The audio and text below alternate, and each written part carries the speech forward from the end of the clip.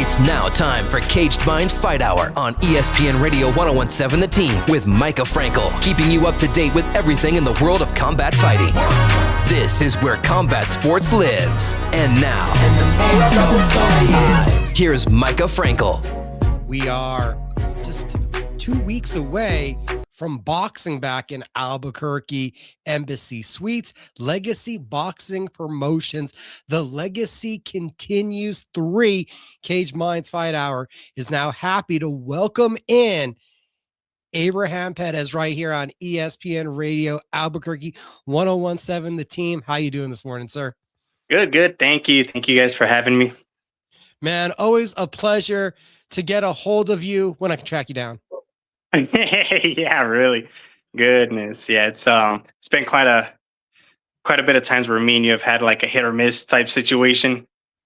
I just take this as the blossoming superstar and how busy the life is right now of Abraham Perez. Yeah, I guess so. I guess you're right. Shoot. I mean, if I'm not at the gym, I'm at home doing home improvements, or if I'm not at home, I'm at the gym or I'm at work. So yeah. And if I'm not anywhere over there, I'm somewhere else at an event doing who knows what. busy, yeah. and busy back to boxing. Like, I don't know if this is too much of an exaggeration, but like, do things feel normal again? Normal, I guess you can say. I guess you can kind of put it that way. But there's always like new things. There's always like the new normal happening, you know? Well, from where everything was going of what was normal to a life-changing tragedy, if everyone will remember, that erased the opportunity on Top Rank Boxing, one of the most anticipated fights we had here in a while locally. Right. That was a life-changing event that stopped all that. So I'm like, yeah. You got the ball rolling slowly. Does it, in that regards, is life kind of normal again? I guess so. It took a steady 2 years, you know. Goodness, I think we're almost at the 2-year mark already. I think what happened was in August, right? Late July, early August. So we're already rolling in 2 years, and since then, since the past year, since after everything happened, the recovery has been good. It's been great to me, and shoot, I'm happy to still have my mind, my legs. And I'm happy to still be able to do what it is that I do. And you've got back to doing it. Were you ever hesitant that you would get back to the level that you were at? Yeah, and I still feel like I'm not at that level where I was at. You know, I'm already 26 years old. 2 years ago, I was 24, or a year and a half ago, I was 24, turning 25-ish, or maybe already 25. But of course, there's that age that's a factor. And then, of course, there's also what happened to me, which I do feel might have changed a little bit of my performance and the way I do perform. But, you know, I think getting back to where I was is more like, I don't think I'm going to get back to that spot. You know, it's just more do what I can at this age, at this stage where I'm at, you know, with my health and everything. Talking about it in those regards, how you've now mentioned it, put it in a different perspective, because I'm here like, after this fight, are we putting the pedal to the metal? All of the results that I've got, all of the word of mouth that I've heard back from how you've performed on fight night, people feel like the hammer's still nailing guys. Yeah, I guess so. My last fight was a lot more different than my previous fights that people have seen me in. You know, I think I've been a little more in the inside with the last fight that I had, and it was more putting pressure, as well as still also making him, you know, making the other opponents get frustrated and make them miss. And, you know, it's that whole hit, not get hit type deal, but it was more in that situation where I did take some punches to give some punches. Is that something that you knew going in? Was that game plan? Was that heat of the moment? Because again, you're an outside fighter. To get in the pocket and work like that, something different than what we've observed normally. Right. Yeah. And I did feel like it's I can't always just be an outside fighter. You know, I also have to be multidimensional, and I have to go in and I have to give the action when there is no action. You know, so I have to do something when he's not in those small, you know, moments. Do you grade that fight almost on a curve then, where you say maybe I'm being too harsh on myself, where it's the first time you got in there and put Right, these new skills to use? right. Yeah, I guess I can say that I am also a little too hard on myself from time to time, just because I know my capabilities or what I'm capable of doing. You know, it's just sometimes things are easier said than done. But when you've done it in the past, you know, it's easier to think that way. You know, it's easier to be hard on yourself because you've been in that level before. You end up coming back and you're always the main event. You're always the focal point. Mm, Did that fight returning after a year away, did that feel like, even with the title fights, even with the right, Olympics, everything, was that the most right. pressure filled situation that you've been a part of for boxing? Yeah, yeah. I feel like it. I mean, shoot. Last year I racked up what, just another 3 fights, and then the third Yeah. fight going straight to a title fight for the North American Boxing Federation. Um, and winning that, you know, so it was definitely not a burden, but it was how do you say it? It was a little bit of pressure, and but it was also a test for me to see where I really am at, you know, because I think my first fight, I had an opponent. It didn't fall through, so we ended up having to switch on opponents, right? So that was the first fight back in the resurrection card, and the next fight was more of a step up with who the heck was it? With Angel? No, not with Angel. This last year when I fought in El Paso, King's Promotions, Yeah, which wasn't that which the one that where one you was. took on, or Giovanni, was it? Yeah. Oh, I'm sorry. Yeah, his name is Angel. I'm sorry. I thought I was thinking about my brother. Goodness. I'm like, yeah, you Punch didn't fight drunk your brother, already. man. Nah. Yeah. So yeah, it was with Angel, and you know that was even a step up in itself. You know, considering where I've been at. You know, my injury before all that stuff happened. You know, so it was definitely a step up, and then after that, getting ready for well, I guess my pops saw that, okay, well, he's good to go. Let's step it back up again, you know. And yeah, shortly after, we ended up announcing that we're gonna fight for another title, and it so happens to be the NABF, and um that definitely um showed where my skill set was, and it showed how I'm doing also as a fighter, my physical well-being and my mental well-being also being in there. How much did you believe that you were going to get those victories done, and how much of a uplift was it to you the way you performed on fight night, those fights? I'm more of a person who likes to think in an optimistic way, to where I believe they call it manifesting, things like that, you know. So when it comes to things like that, I always picture myself like, okay, well, I'm gonna win this fight. You know, I don't say if I win this fight. I'm always, when I win this fight, we're gonna do this, we're gonna do that. And if how's it what was I gonna say? No, yeah. So that's pretty much it. So I stay optimistic about it. I stay good on my confidence, and prayer is power.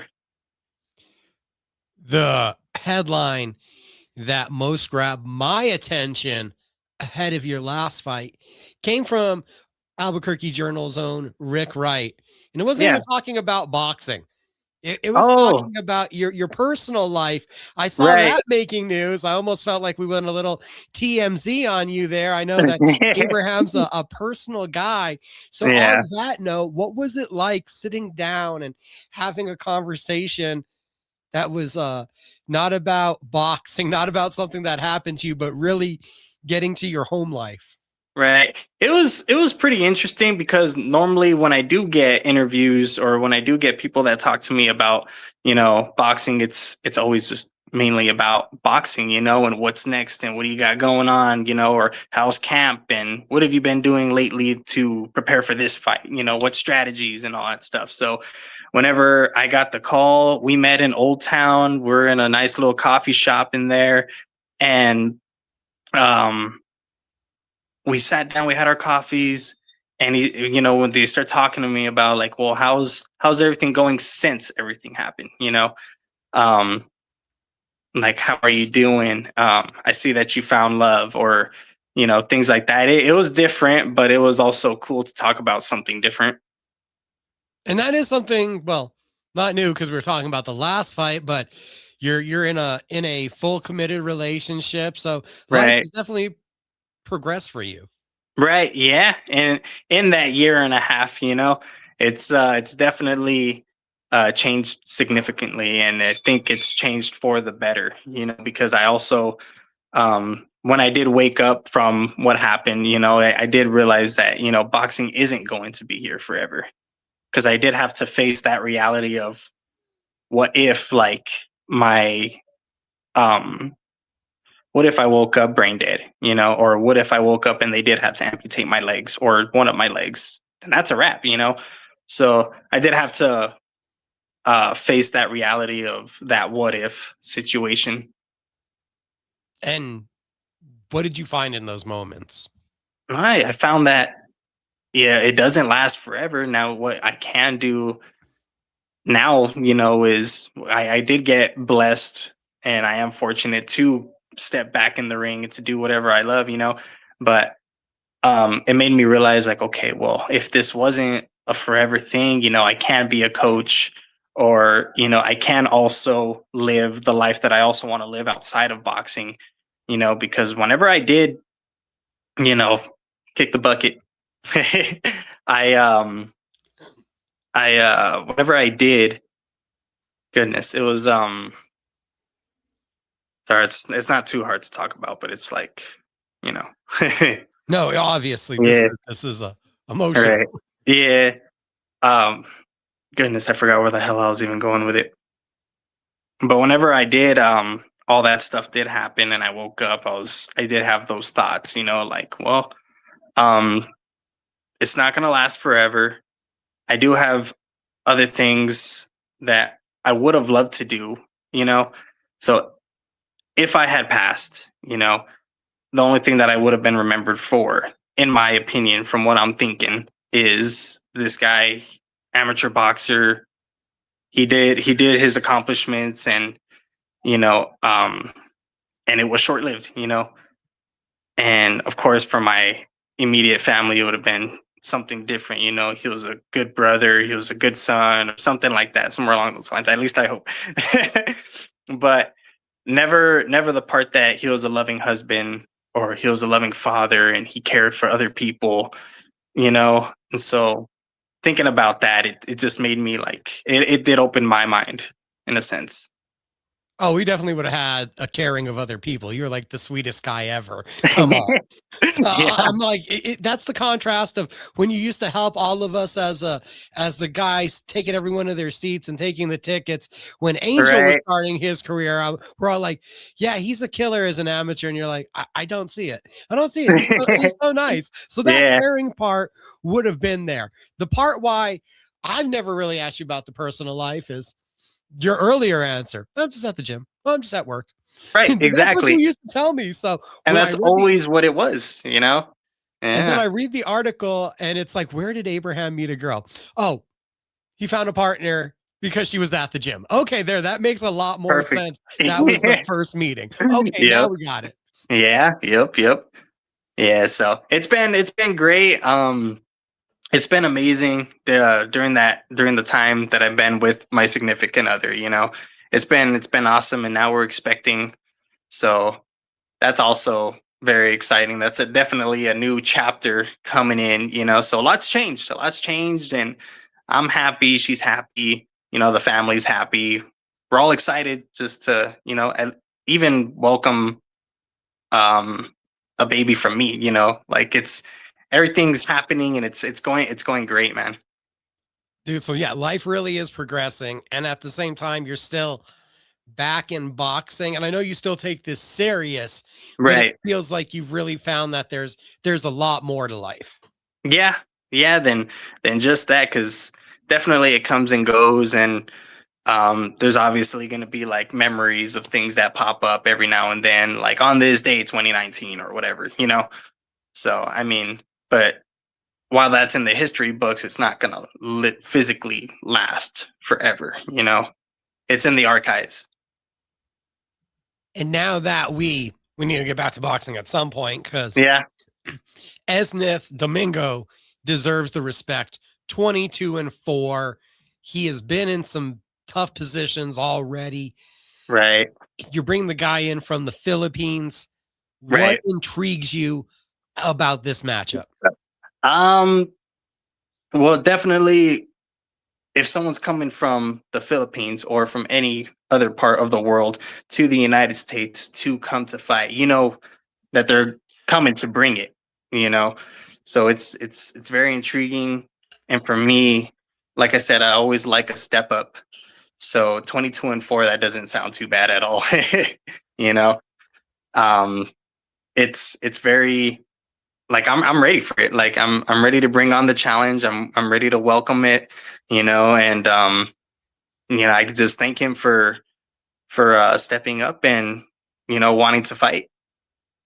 Have we crossed that bridge yet to where Abraham Dare tells me he studied his opponent? For a long time, you're like, I just listen to what my pops say. Right. No, yeah. I studied my opponent. I guess he's got I saw one footage on him, and so I do know that he's a straightforward fighter, and that he will sometimes here and there wait for the counters and stuff like that. So, and he's quick. Isn't everybody quick in your weight class? Have you not? I guess so. I Is guess this so. one that you fought 112 is slow? pretty, yeah. 112 is pretty small where we do hit pretty quick. Looking at the scene and you start collecting these belts, does this fight give you that measuring stick of how big of a next bite, of a next step up you're ready for? I would like to think so. 'Cause, I mean, it's the IBF, you know, so and IBF does have a good history, you know. It's a nice organization, a great organization. And to be a part of it is, you know, it's amazing. And I'm happy that both of us have the opportunity to fight under the IBF for the Intercontinental belt. So hopefully, with that being said, when I win that belt, that it will give me bigger opportunities, and it will place me higher up in the rankings at 112. He has a partner now. Life is growing. He said we never asked him about the personal life. So what are these other hidden interests that we've never gotten into that you have? I guess whenever you did say that, um, you did ask me my hobbies a while back, huh? I've thrown that out there before. I've tried to drag personality Yeah. out of you. We've done tons of interviews. I'm Yeah. sure I haven't kept it cookie cutter Yeah. the entire time. Yeah, I think I remember saying along the lines that I like the mountain life. I like camping, fishing, and here and there I'll just go for a run. Because as an athlete, like it just turns into a hobby sometimes. Like, you know what, I'm gonna go for a run. Yeah. But yeah, it's pretty much about it. We got a baby shower planned up probably after this fight. Baby's gonna be due in August or late July. So late July, early August. So um we're just kind of prepping for that, prepping for the baby to come, and it's a girl. Girl dad, nice. Yeah, yep. So that's exciting. It's going to be very different. Um, most of my family, we have a good mix of boys and girls, but I think majority are men. So um, yeah, now we're making girls. My sister, she has a girl. Her name Mayeli, and now we're gonna have. She's due for another girl also around the same time, July, August. So that's exciting. And then With now we're Legacy, having a girl, so that's 3 girls right there in the books already. with Legacy Boxing Promotions, we've literally watched the 3 of you guys grow up in front of our eyes. Now seeing everyone married, on the way to being married, having Right. kids. We've Yep. literally watched you guys grow up here through the promotion. Right. Yeah. And it's funny too, because over there at the gym, I'm now considered the new unk. I guess I've reached that age now. Goodness. You hit So unk status. All yeah, right. I guess I hit unk status, unfortunately, but whatever. I guess I could still teach them a thing or two. Right? As long as you're not the one taking the beating in the gym and you're handing out the lessons, I think we're still Right. good with all that. Yes. Yep. Yep. Exactly. A lot going on in the life of Abraham Perez. You guys can catch up with him in the ring April 4th, Embassy Suites, Legacy Boxing Promotions. Do you start to savor these hometown moments? Because we've kind of seen with the landscape of boxing, it's going to get to a point where, sad to say it, you're going to outgrow us here locally. I would like to think that it is, I guess, in a sense, an unfortunate thing. But if the situation never arises again, we're Top Rank or we get Matchroom or some other big promotion down over here, you can bet that I'll be a part of it, especially here in Albuquerque. Cage Minds Fight Hour. You're listening to ESPN Radio Albuquerque 1017 The Team. We'll be right back.